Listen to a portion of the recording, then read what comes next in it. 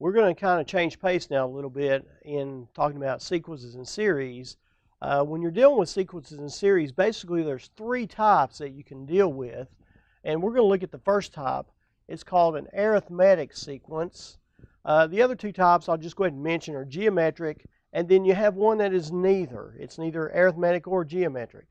So what we're going to do is, first step here, we want to look at, in this example, how we go about identifying what kind of sequence that we have. And so if we want to see if it's arithmetic, what we want to do is we look at, first of all, I'm given a sequence here, and I'm asked to determine if that is arithmetic. And if so, we want to find what's called the common difference and then find the next term in the sequence. In other words, we want to find what comes after 17.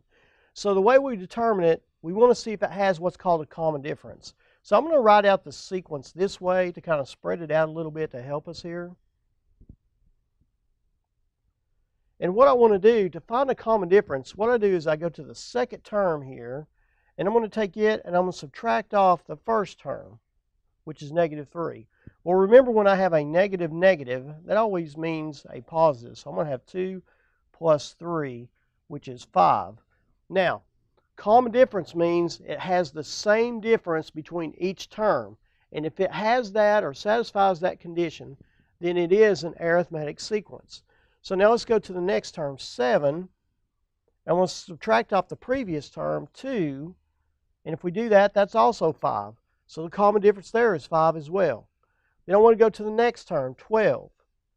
12, subtract off the previous term, which is 7. And again, the difference is 5.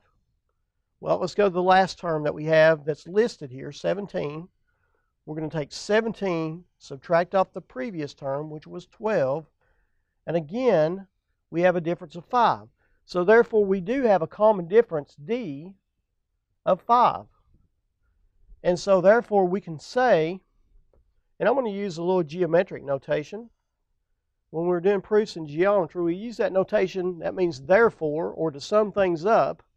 Therefore, this sequence is, in fact, arithmetic. Now, one other piece of unfinished business. It told us to find what the next term was going to be. So what we do is we take the last term that we know, which was 17, and we add the common difference to it, which was 5. So the next term in this sequence is going to be 22.